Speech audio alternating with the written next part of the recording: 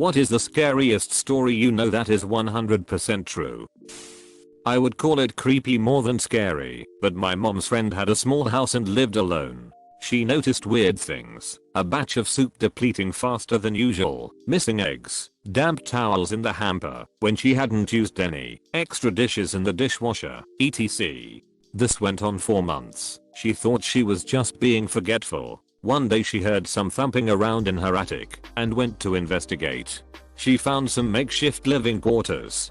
Small radio, hot plate, sleeping bag, pillow, food wrappers, etc. She called the cops who came to keep an eye on the place. They ended up catching a homeless man climbing a tree, trying to sneak into her attic window. He had been doing this almost daily. He would wait for her to go to work, then go downstairs and help himself to food and amenities. The funny part about this story is they got to know each other throughout the ordeal, and the guy was actually very respectful, just down on his luck. She didn't press charges, instead, let him move in, helped him get a job, and he lived in the attic until he got back on his feet. Creepy deuce with a happy ending. My mom was driving and a guy ran out in the road, so she stopped, so she cold and hit him. It was nighttime, so it was pretty dark out, and 3 other men emerged from the forest around, all trying to use the door handles of her car to get in. She locked them luckily and gassed it to the nearest town. Remember to always lock your car after you start it, because if it wasn't unlocked, who knows what would have happened to her. Probably one of the many reasons newer cars auto lock their doors once you go over 15 miles per hour.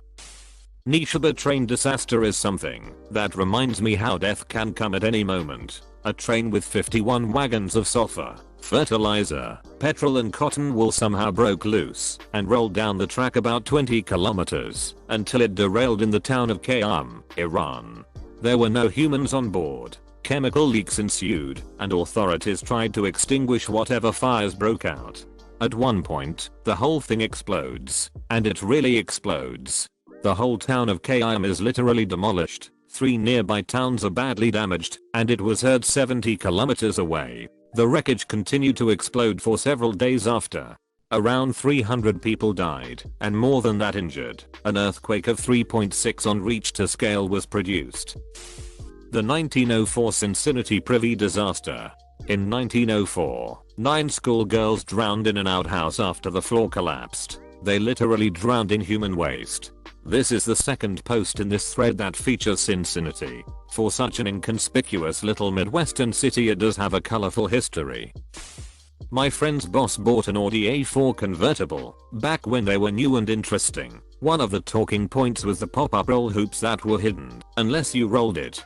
A few months after buying it, he got to test those roll hoops out as he lost control and skidded down a steep bank about 10 meters, 35 feet, deep. The roll hoops did their job, and he survived with just cuts and scratches from the bushes he plowed through. The car ended up the right way up, and he got out, walked back up the bank to the side of the road, then got on the phone to the police to report the accident. While he was standing there, a driver from a car that had seen the accident came over to speak to him. Approaching from behind, the other driver asked if he was okay. My friend's boss turned around to reply and dropped dead. His neck had been fractured, but was in one piece right up until he turned his head when it severed his spinal cord. That would be so mucking traumatic for the other driver. Various torture murders are probably the most horrific things I've read about. Junko Furuta, who was a perfectly normal girl until she was kidnapped off the street by a gang for no reason. Purely wrong place, wrong time, according to Japanese sources, and unimaginably unconsensual intercourse, and tortured to death over 44 days. Kiki Camarena, a D agent in Mexico, who was kidnapped by the Guadalajara cartel and tortured to death over about 3 days. His story is the central focus of the show Narcos, Mexico, but from what I've read, his death was even more brutal than what they make it out to be. A detail consistent in both is that they brought in a doctor to revive him numerous times when he got too close to death and keep him conscious so he couldn't pass out from the pain. Kellyanne Bates, who was groomed from a young age by a Babi juicer bag who eventually killed her slowly over the course of about a month in their apartment. Her injuries were so horrific the jury at the guy's trial had to get counseling. For example, her eyes were missing, and there were stab wounds in the sockets. Sylvia Likens, whose parents left her in the care of a woman who both personally and with the help of her children and their friends degraded, tortured, and killed over several months. The Hello Kitty murder in China, where a man and his about 13-year-old girlfriend kidnapped a prostitute who had supposedly stolen from him, even though sources say she had paid him back with interest, tortured her to death, and then stuffed her corpse into a Hello Kitty toy. Baby Brianna, a newborn whose mother, father, and uncle tortured and unconsensual intercoursed her from the second they brought her home from the hospital until the second she died. Baby P, a British toddler whose mother let her boyfriend torture him to death. His back was broken in his last days of life. Honestly, there are just so many horrifically on par with each other, you could list them all day. Artemis Pyle, the drummer from Lynyrd Skynyrd, survived a plane crash and walked to a nearby house, only to be shot by the homie Arwana. The homie Arwana saw a bloody long-haired man and winged him. Pyle survived that as well and made a full recovery. Before my dad died, he once told me a story from when he was in Vietnam in the 1960s. He told me about a mission where he and one other American with 5 CIDG strikers, South Vietnamese villagers turned fighters, were tasked to emplace seismic ground sensors along a trail network deep in the jungle. He said they were about 2 days into the mission when he and 2 of the strikers split off from the main group to go watch a nearby trail intersection. He said the jungle was pretty quiet that day, just the sounds of birds and bugs and an occasional monkey. He said they had been watching the trail intersection for about 3 or 4 hours and were deciding on whether to move further down the trail or to turn back and link up with the rest of the patrol. Before leaving the cover of the brush, my dad said he checked the trail ahead of them one last time and prepared his men to move. Now here is where the story gets interesting, and he told this part with absolute dead seriousness. He said just as he started to step out onto the trail, he sees a light-skinned black Union cavalry soldier in full battle gear laying alongside the trail just shy of the intersection. My dad said the Union soldier had 2 pistols, a Spencer rifle and a short curved club at his hip. As my dad was trying to process what he was seeing, the soldier looked directly at him and smiled. Then the soldier slowly placed a finger up to his lips, as if to tell him to be silent, and then motioned my dad back off the trail. My dad said he signaled for his men to remain hidden, and he recalled that as he slipped back into the jungle on one side of the trail, the Union soldier did the same on his side of the trail. Less than 10 seconds later, he said the lead element of a group of NVA, North Vietnamese Army soldiers, walked right through the trail intersection some 30 feet away. My dad estimated that the group was comprised of some 70-80 soldiers equipped with automatic rifles, light machine guns and rocket-propelled grenade launchers. He has no doubt that his entire team would have been wiped out on the spot. He said as soon as the enemy soldiers had passed, he and his team beat feet out of there as fast and as quietly as they could and rejoined with the rest of the patrol. He reported the enemy soldiers his team had encountered, but decided not to say anything about the soldier he had seen. My dad kept this secret for many years, only telling me just before he passed, and earlier only telling his grandmother on her deathbed in the 1970s. He said when he told his grandmother, she smiled and without opening her eyes told him, "You saw old Red Tom." Red Tom was my great-great-grandfather.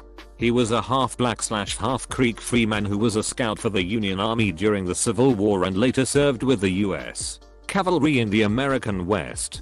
He was known for carrying 2 pistols, a Spencer rifle and a Creek war club into battle.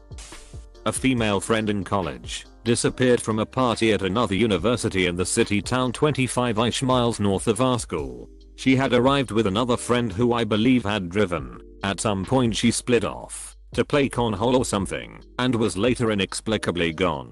Phone calls went to voicemail, police were called, but she was simply missing. About 10 days later she was found by a homeless man who witnessed her crawling up to a bus stop in the city, begging for help. She had broken a leg and an arm, and was in very bad shape. At the quite large party, she had her drink secretly drugged, and was then led off by a group of men into their vehicle. She was taken to an apartment, where she was drugged, repeatedly unconsensual intercoursed, and locked in a small room in between with a bucket. to use as a bathroom. At one point, after being injected with heroin and unconsensual intercourse, she somehow managed to convince one of her captors to allow her to use the actual bathroom to clean herself up. This bathroom had a small window to the outside, and with the shower running, she managed to squeeze out and fell from the 3rd story into a large hedge/bush. From there she crawled from the apartment complex to the road and bus stop, where the homeless man saw her and called police. Many cars stopped upon seeing her, making her captives unable to recapture her. 3 men were later arrested for the crime after surveillance cameras allowed police to locate the apartment which she jumped from. She returned to our university almost 2 years later, graduated, and became a nurse. She was obviously traumatized, never partied again, carried a gun everywhere she could, and somehow moved on with life. It was a terrifying tale none of us ever forgot. She was an 18-year-old freshman when the incident happened. I work at a maximum security prison and we have several inmates who are severely mentally ill. The ones that self-harm wear a Fitbit kind of thing to monitor heart rate. If there is a change we rush their room to stop whatever is happening. On top of this we also do visual inspections.